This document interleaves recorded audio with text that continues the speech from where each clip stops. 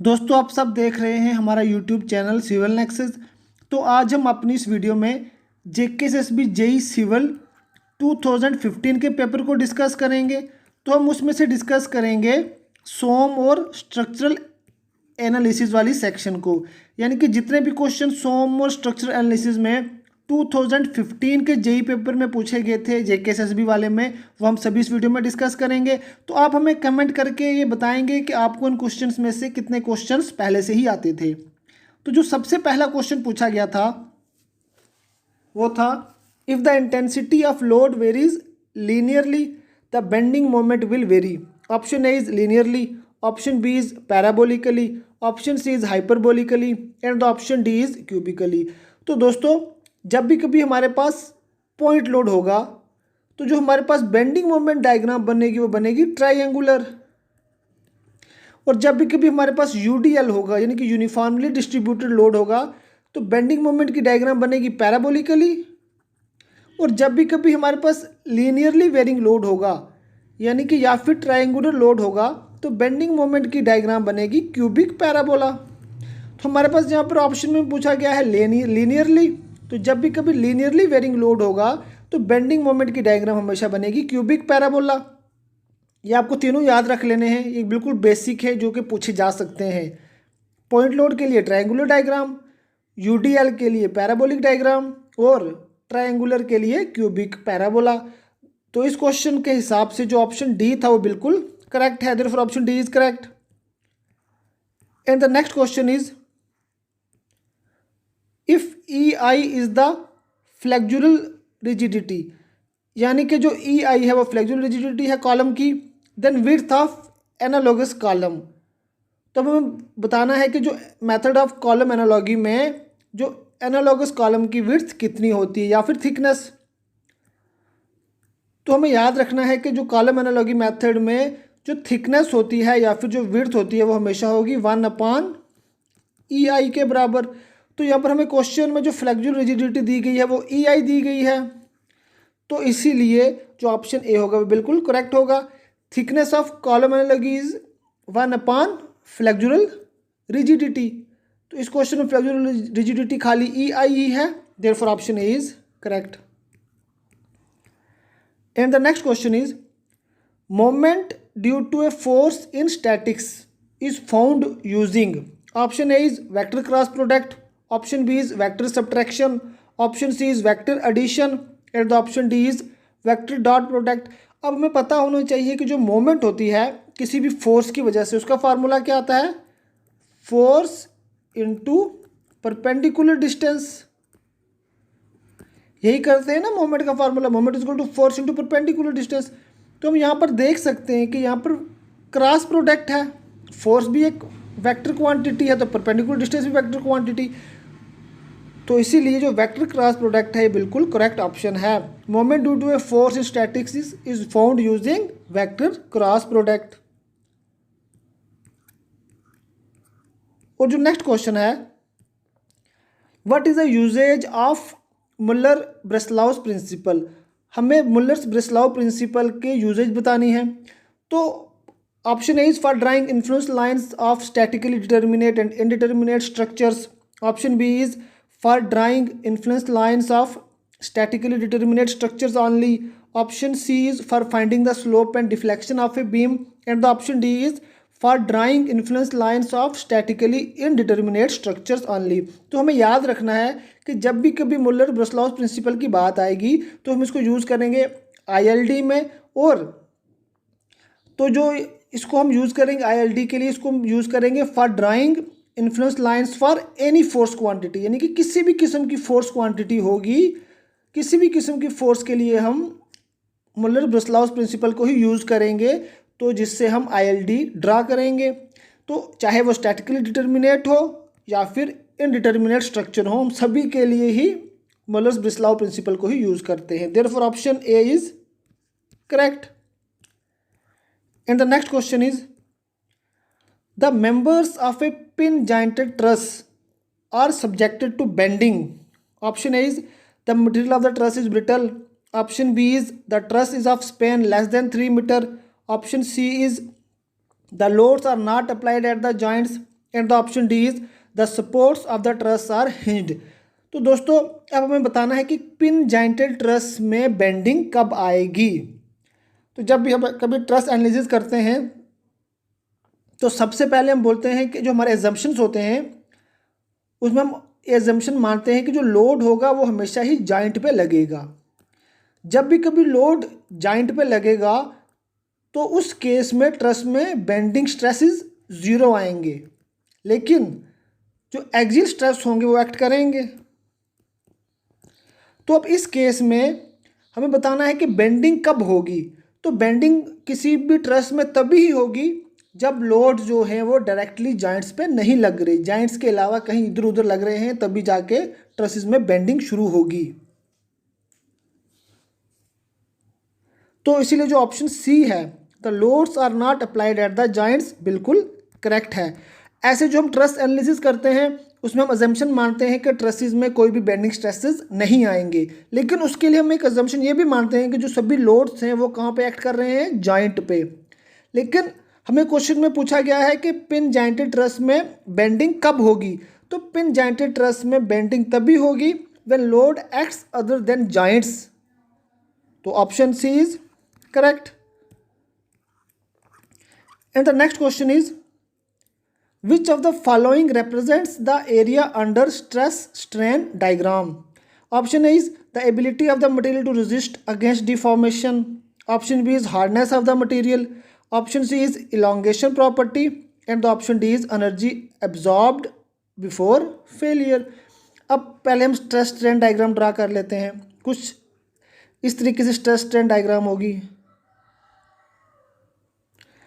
तो जहाँ तक मटेरियल स्ट्रेस स्ट्रेन डायग्राम बिल्कुल लीनियर है, तो वहाँ तक जो area under stress strain curve आता है हम उसे बोलते हैं रेजिलेंस। इसको क्या बोलेंगे हम, रेजिलेंस। और जितना भी area under stress strain curve up to fracture point या फिर फेलियर पॉइंट कह लो, हम इसे बोलते हैं टफनेस। अब जो टफनेस होती है, टफनेस को ही कहते हैं एनर्जी एब्जॉर्ब्ड बिफोर फेलियर। तो हमें क्वेश्चन में पूछा गया है विच of the following represents area under stress strain diagram. तो स्ट्रेस स्ट्रेन डायग्राम के अंडर एरिया या तो टफनेस का आएगा या तो रेजिलेंस का आएगा। अगर हमें विद इन इलास्टिक लिमिट पूछा गया है तो वो रेजिलेंस कहलाएगा। अगर हमें पूछा गया है कि अप टू फेलियर पॉइंट तो वो टफनेस कहलाएगा। लेकिन हमें क्वेश्चन में यहाँ पर नहीं पूछा गया है कि अप टू फेलियर पॉइंट या फिर अप टू इलास्टिक लिमिट, तो हम मानेंगे कि हमें अप टू फेलियर पॉइंट तक पूछा गया है। तो वो जो ऑप्शन डी है वो बिल्कुल करेक्ट होता है, क्योंकि जो टफनेस को ही कहा जाता है energy absorb before failure. Therefore option D is correct. And the next question is which of the following is the actual cause of failure for ductile metals during tensile test. अब जब हम tensile test करते हैं UTM में, universal testing machine में, तो कोई भी जो डक्टाइल मटेरियल्स होते हैं वो फेलियर उनका कैसे होता है, वो किस वजह से फेल होते हैं। हम देखते हैं ना कि नेकिंग हो जाती है माइल्ड स्टील में, तो या तो वो कंप्रेशन की वजह से होगी या फैटिग की वजह से या स्ट्रेन की वजह से या शेयर किसकी वजह से होगी, तो वो हमेशा ही होगी शेयर की वजह से।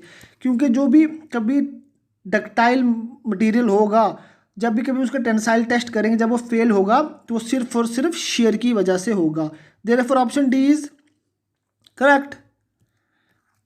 And the next question is for a circular area of diameter D the radius of gyration about an axis passing through the whole length of diameter. अब हमें बताना है कि रेडियस ऑफ गायरेशन क्या होगा फॉर ए सर्कुलर फिगर।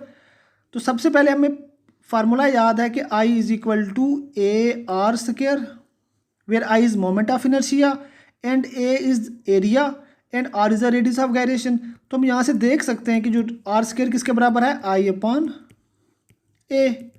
तो moment of inertia of circle क्या आएगा, पाई अपॉन 64 D की पावर 4, और एरिया ऑफ सर्कल क्या आएगा, पाई बाय 4 D स्क्वायर। तो जब हम इस सभी को सॉल्व करेंगे तो हमारे पास आ जाएगा R square is equal to D square upon 16। तो जब हम जब हम स्क्वायर को इस तरफ ले जाएंगे तो वो आ जाएगा r is equal to d/4। तो therefore radius of gyration about an axis passing through the whole length of diameter for a circular area is d/4। therefore option C is correct। और जो नेक्स्ट क्वेश्चन पूछा गया है कहता है कि in a plane truss m is the number of members, r is the number of reactions and j is the number of joints. अब हमें बताना है कि then this truss is said to be statically determinate if, हमें conditions दी गई है और हमें बताना है कि कोई भी ट्रस जो होगा वो स्टैटिकली डिटर्मिनेट कब होगा। तो सबसे पहले हमें जान लेना चाहिए कि जो m प्लस r ये कहलाएंगे अननोन, तो जो 2 इंटू जॉइंट ये कहलाएंगे हमारे पास नोन, ये आगे अननोन तो ये नोन।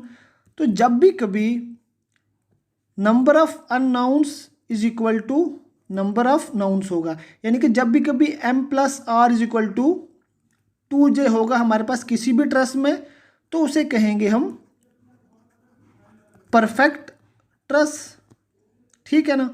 और जब भी कभी m plus r greater than 2j, यानी कि जो नंबर ऑफ अननाउंस हैं वो ग्रेटर हैं देन नंबर ऑफ नाउंस, तो हमारे पास जो ट्रस होगा वो रिडंडेंट ट्रस होगा। रिडंडेंट इसको हम कहते हैं स्टैटिकली इनडिटर्मिनेट भी। और जब भी कभी हमारे पास m plus r less than 2j होगा, यानी कि m plus r less than 2j, तो हम इसको बोलेंगे डेफिशिएंट ट्रस। डेफिशिएंट ट्रस यानी कि जो नंबर ऑफ अननाउंस हैं वो काफ़ी कम है देन नंबर ऑफ नाउंस। और हमें क्वेश्चन में पूछा गया है कि स्टैटिकली डिटर्मिनेट, तो हमें बताना है कि ट्रस स्टैटिकली डिटर्मिनेट कब होगा। तो जो एक परफेक्ट ट्रस होता है, परफेक्ट ट्रस, हम उसे ही कहते हैं स्टैटिकली डिटर्मिनेट ट्रस भी।